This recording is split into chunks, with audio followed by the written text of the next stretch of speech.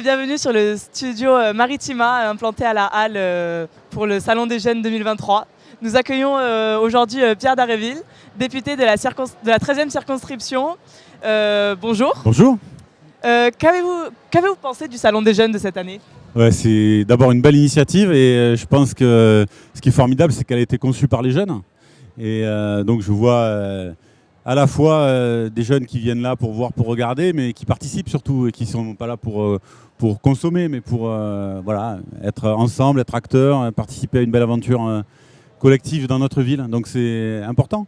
Et j'ai trouvé qu'il y avait une telle variété de propositions que voilà, il y en a pour tout le monde. Donc c'est bien, c'est un bel événement. Donc, est-ce que c'est la première année que vous venez au Salon des Jeunes ou ça fait depuis plusieurs années ? Je viens chaque année. D'accord. Ouais. Ok. Et est-ce que vous avez constaté des nouveautés et qu'avez-vous pensé de ces nouveautés cette année ? Alors, je pense qu'il y en a des nouveautés, mais je risque de me tromper en vous les disant parce que j'ai plus en tête exactement les choses telles qu'elles se passaient précédemment. Mais oui, j'ai vu des nouveautés. J'ai regardé, il y avait une proposition par exemple de customisation des baskets. Je ne suis pas sûr de l'avoir vu l'année dernière. Donc voilà, j'ai vu des nouveaux acteurs participer au salon. Donc voilà, c'est bien, ça montre que... Voilà. Et donc, est-ce que vous avez eu votre rôle à jouer dans la création, du moins dans la mise en place du salon de cette année ou Alors moi, j'ai un tout petit rôle, c'est de participer au jury. Vous savez qu'il y a un concours qui est organisé avec les classes des lycées, un concours de citoyenneté. Et donc, je suis membre de ce jury. D'accord. Donc là, on vient de remettre les prix. C'était aussi une des raisons pour lesquelles j'étais là à ce moment-là. Voilà. D'accord. Et vous nous représentez du coup au niveau national, c'est ça ? Oui. Et est-ce que vous pouvez voir dans d'autres villes de la circonscription des activités, des salons comme celui-ci ? Alors, comme celui-ci, je pense qu'il est incomparable, naturellement. Merci. Voilà. Mais je pense que dans un certain nombre de villes, on essaie d'organiser des moments comme ça. Et je ne crois pas avoir vu quelque chose qui ressemble vraiment, sans galéger, qui ressemble au salon tel qu'il est organisé ici. Voilà, c'est un peu quelque chose de singulier, de particulier. Et c'est d'autant plus singulier, encore une fois, que c'est vraiment conçu avec les jeunes. Et donc ça, c'est ça aussi qui fait la particularité du salon, forcément. Voilà. Mais venir ici, pouvoir échanger avec différents acteurs, que ce soit sur le plan des questions de la vie quotidienne, de la sécurité routière, etc., mais aussi avoir accès à des espaces de création. Je trouve que c'est un beau mélange. On est dans tous les domaines de la vie et donc je pense que c'est important que nos jeunes puissent finalement être pleinement libres de s'orienter, de trouver leur voie. Voilà. Donc le salon, il sert à ça. D'accord. Ah oui, voilà, c'était ça. Est-ce que vous comptez mener des combats dans le futur pour les jeunes ?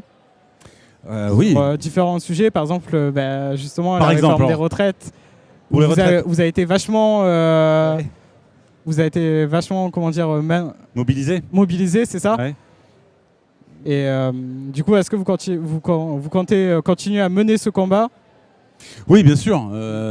Pour moi, cette bataille, elle n'est pas terminée, même si le gouvernement, le président de la République essaye de tourner la page. Mais je crois que c'est un sujet qui nous concerne tous et qui concerne effectivement aussi les jeunes, même si ça demande de voir un petit peu loin. Mais le droit à la retraite, il se construit très tôt quand même dans la vie professionnelle, dès le début de la vie professionnelle. Donc je crois qu'il faut imaginer ça. Puis surtout, c'est très lié, le droit à la retraite, au travail. Et donc, vous êtes déjà en train, je pense, d'imaginer ce que vous voulez faire dans votre vie. Et le respect des métiers, c'est quelque chose d'important. Et ça aussi, c'est un sujet qui va être mis sur la table. Donc, oui, il y a bien des questions dont il va falloir s'occuper pour garantir nos droits sociaux, pour vivre bien, tout simplement. Et le sort de notre jeunesse, c'est une question décisive. Je crois que notre jeunesse a été trop maltraitée en réalité. Il faut peut-être plus l'écouter, plus lui donner la parole et plus en prendre soin.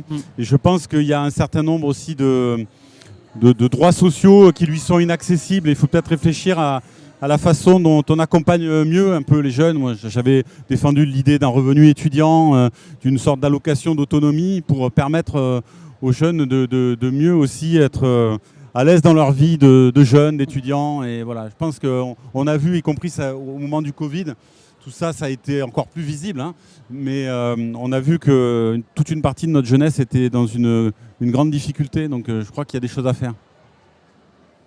Du coup, pour vous, la jeunesse est très importante et ça fait partie de la vie nationale. Oui, c'est essentiel qu'on puisse donner à la jeunesse une place à part entière au sein de notre société. Et donc, oui, c'est tout à fait décisif. On en parle aussi quand on parle d'éducation, par exemple. Quand on parle de l'éducation nationale, des difficultés que rencontre l'éducation nationale aujourd'hui. On pourrait parler de Parcoursup. Parcoursup, par exemple, moi je considère que c'est un gros problème parce que en fait, on perd la main sur les choix qu'on pourrait faire dans son orientation. Il y a quelque chose qui ne fonctionne pas de ce point de vue-là. On pourrait parler de la réforme du lycée. Qui là aussi fait reposer sur les jeunes, sur les lycéens, des responsabilités exorbitantes sans les accompagner comme il le faudrait. Et je crois que ces transformations-là qui individualisent un certain nombre de choses finissent par poser problème. Et quand je regarde les discussions qui sont engagées avec les profs dans l'éducation nationale aujourd'hui, je m'inquiète aussi qu'on veuille un petit peu aussi modifier leur métier. Et je sens qu'il y a le malaise qu'on a connu à l'hôpital dans les métiers du soin. J'ai peur qu'on le retrouve aussi dans les métiers de l'éducation nationale, donc ça m'inquiète. Voilà. Donc il y a des grands sujets de préoccupation qui aussi par ricochet concernent évidemment la jeunesse. Mais la question éducative, elle est centrale pour une société et pour la République. Je crois que l'école, elle est au cœur du projet républicain. Et donc il faut peut-être aussi lui donner un peu plus les moyens de faire son boulot. Voilà. Et pour revenir au Salon des Jeunes, est-ce qu'il y a quelque chose, une activité, un stand qui vous a particulièrement plu aujourd'hui? Ah mais là c'est une question piège que vous me posez. Il faut la poser. Mais oui, bien sûr, mais si je cite un stand, celui d'à côté va être très mécontent. Jaloux. Une zone alors. Une zone que vous avez préférée. Elle est habile. Oui, non mais je veux pas... J'ai déjà participé au jury tout à l'heure, j'ai été obligé de décerner des prix. Non, là, franchement, il y a des choses très différentes. C'est difficile de... Mais... et en plus, j'ai pas fait tout le tour pour être aller tout au bout. J'ai pas encore eu le temps de faire tout le tour. Mais non, mais dans ce que j'ai vu, je trouvais qu'il y avait... voilà, il y avait vraiment de la créativité, il y avait des propositions extrêmement diverses. Bon, voilà, il y avait du sport, il y avait de la musique, il y avait du graphe, il y avait... Bon, voilà, tout ça, je crois que ça encourage à la créativité. Et c'est ça qui, pour moi, est important. C'est à ça que je voudrais donner la prime. Allez, si je dois donner une prime, je donne la prime à la création, à la créativité, parce que c'est aussi notre liberté qui passe par là. Et donc, je pense qu'il faut donner les moyens aux jeunes de pouvoir donner libre cours à ce qu'ils ont dans la tête, à leurs envies, à leurs désirs. Voilà, ça, c'est fondamental. Et donc, au niveau national, est-ce qu'il y a des actions prévues que vous allez mener, que ça soit donc, quand vous allez être à l'Assemblée ou même des événements qui vont se passer dans votre circonscription? Alors oui, bon, il y aura des événements en programmation, il y en a. Par exemple, ça va faire 1 an que la nouvelle législature a commencé. Donc le 17 juin prochain, je ferai une réunion publique, une rencontre citoyenne pour faire un premier bilan voilà, de l'année qui s'est écoulée. Donc ça sera une occasion de balayer tout un tas de sujets. Mais on a pris des initiatives, par exemple, concernant les jeunes sur le lycée professionnel. Il y a une grande réforme du lycée professionnel qui avait été annoncée. Il y a une réunion publique que j'ai organisée à Port-de-Bouc il y a quelques semaines de ça. Et je pense qu'on va continuer cette bataille-là parce que c'est un sujet important. Et je crois qu'on a besoin de préserver la voie professionnelle et là aussi d'en faire un vecteur important pour l'épanouissement des jeunes dans leur vie. Et je crains que les mesures qui sont sur la table en réalité viennent abaisser l'ambition éducative qu'on peut trouver dans la voie professionnelle.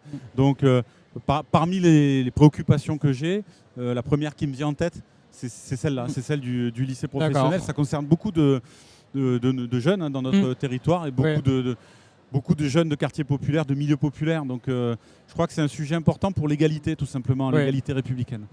D'accord. Merci beaucoup. Merci à vous.